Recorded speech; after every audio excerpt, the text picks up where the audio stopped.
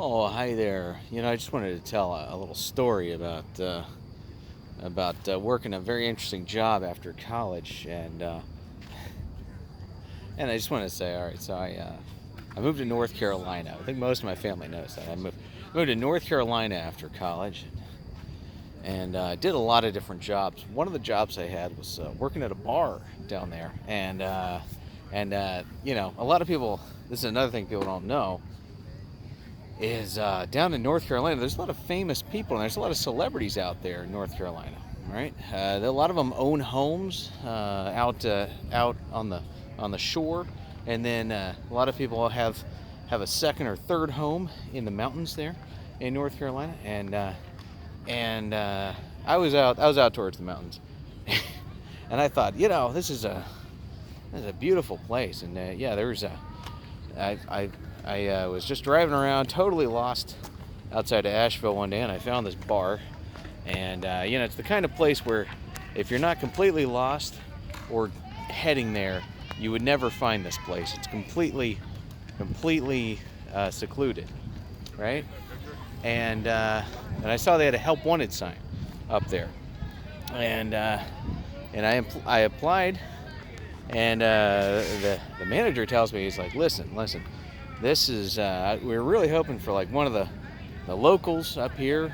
Yeah, have one of their kids come in. One of their kids in their 20s come in here. But you seem like a nice guy, so we'll give you a chance. But you need to know this neighborhood here is where a bunch of famous celebrities live up in the hills outside of Asheville, up in the mountains there. They said there's a lot of celebrities that live up here, and they come in here and get drunk, and sometimes they get a little much, and you can't call the cops. You just got to try to diffuse the situation. And they said, in full disclosure, this is why the last bartender left, was because they didn't want to deal with all the craziness. And while I'm getting shown around, he says, and listen, very specifically, the reason why they left was there's a TV star, and I don't want to, I'm not going to say his name, and I hope I don't give enough information where you'll figure out who I'm talking about. But let's just call him Dandy. So Dandy he's a movie star, not movie star, a TV star. Everybody knows him. If all got raised with this stuff, and the guy tells me, he's like, listen, Dandy so and so, he lives right around the corner, and he's gonna come in here like once a week, and I'm thinking that's really cool. And he goes, and listen, dead serious, he's gone mentally.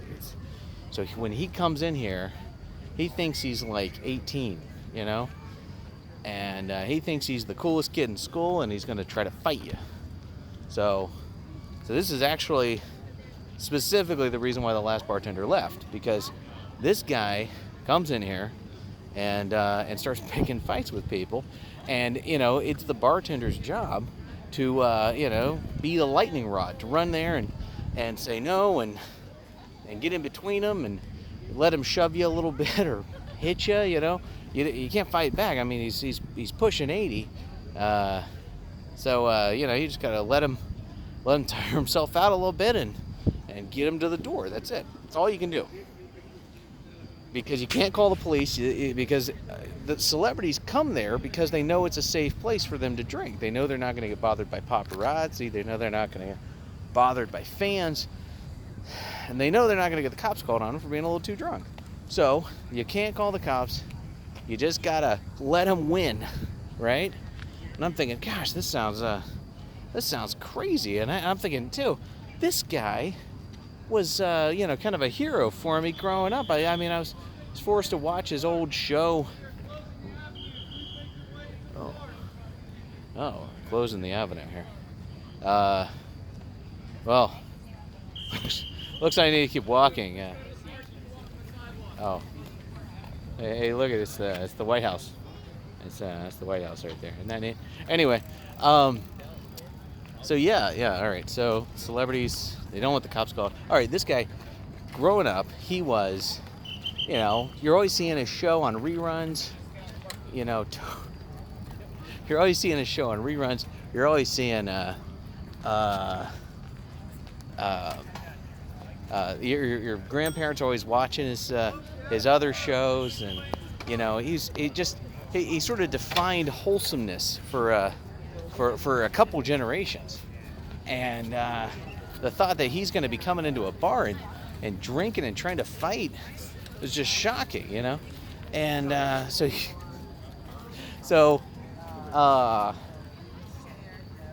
so this guy comes in finally, right?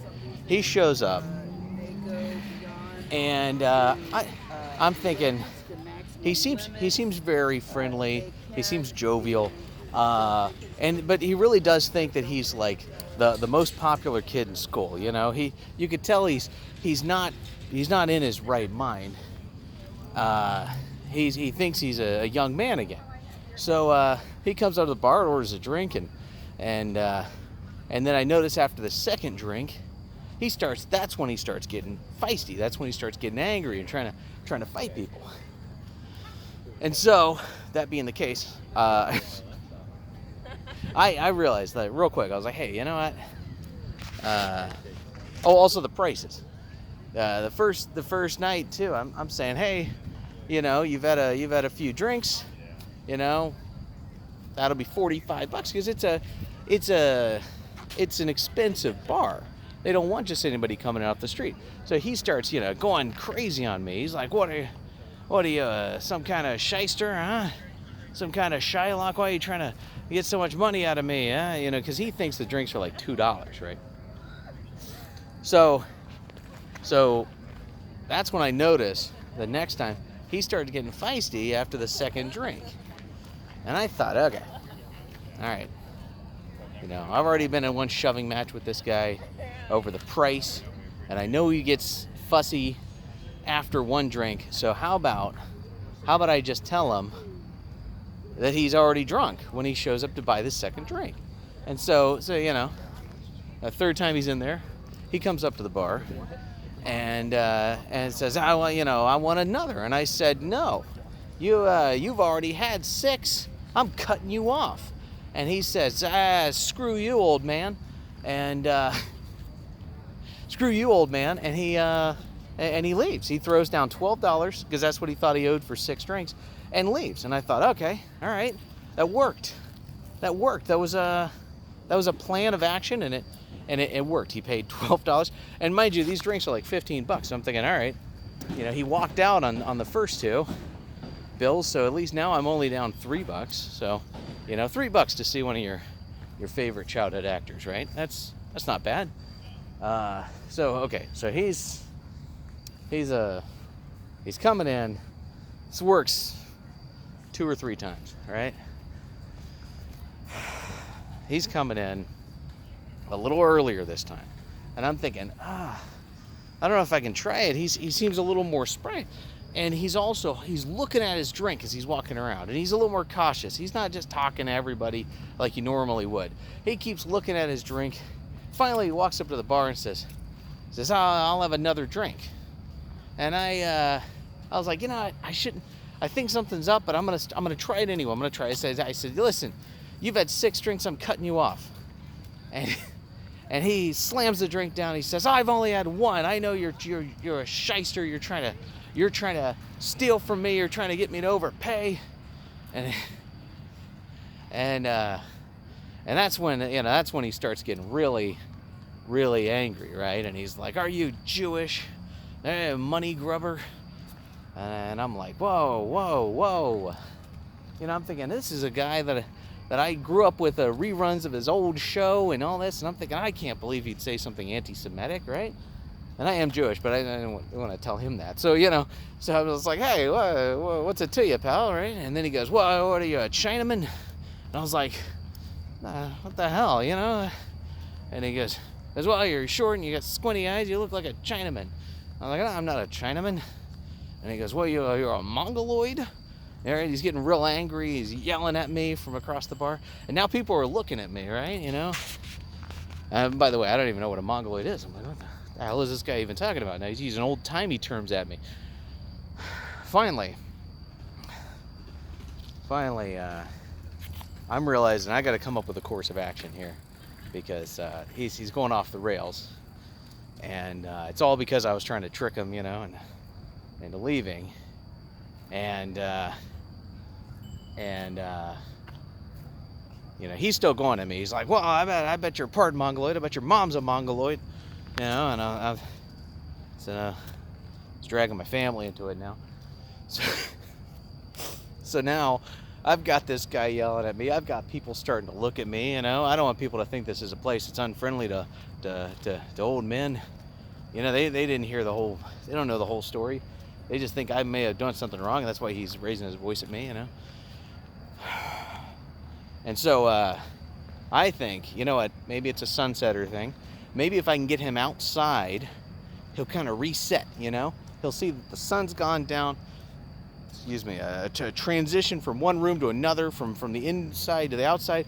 Maybe that'll, reset him, And so so that's how I chime up, It's right after he said, maybe my mom's a mongoloid, So I was like, hey, you can't talk about my mother like that. Yeah, just them's fighting words. We got to take this outside. And he goes, I couldn't agree more. I'm going to kick your ass out the door, and I'm going to kick your ass outside. So, I'm like, he's trying to square up and shove me as I'm walking around the bar. You can tell he's raring to go. He's ready to go. And we walk out the door, and sure enough, we walk out the door, and his face just goes,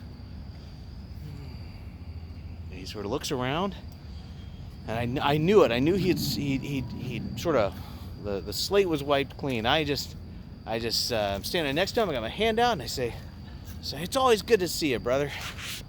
And he puts his hand down. Yeah, it's always good to see you. I always enjoy seeing you. Yeah. And I said, have a good night. And he goes, okay. Yeah, you have a good night too. He just walks off. And I'm sitting there. I'm standing there for 90 seconds, right? Just catching my breath. That was an ordeal. I got this guy yelling at me, this guy that I loved. I used to love watching his shows, and I know my grandparents, they loved his other show, and it's he defined wholesomeness, and people that he introduced into show business went on to do amazing things. One of the kids from his show went on to become a huge Hollywood producer, and has made a bunch of films that we've all heard of and stuff. So this guy has this massive legacy, and I thought, man, to think that he was on he was saying all this horrible stuff to me, that, I don't know if that would hurt his reputation or what, but it just came as a shock to me. And then to think about that too, and to go further into that, like if this was him when he was 18 years old, he plays a sheriff, and he plays a detective, all this stuff in law enforcement, but he's making it very clear that as a young man, he was on the other side of the law, right? I thought, gosh, this is very shocking. And, I feel like I really saved the day, though. I feel like being quick on my head. I still wasn't punched by the guy, right? So I don't want to get punched by the guy. He's 6 foot tall. He might be pushing 80, but he's still a big guy, big enough, right? You don't want to get punched, right? So I avoided getting punched, and the bar is still a friendly place for celebrities to come. No celebrities were hurt in the telling of this story, Yeah, that's what I feel. I feel, okay, good. Right? So I've been out there. I caught my breath. It's been about 2 minutes.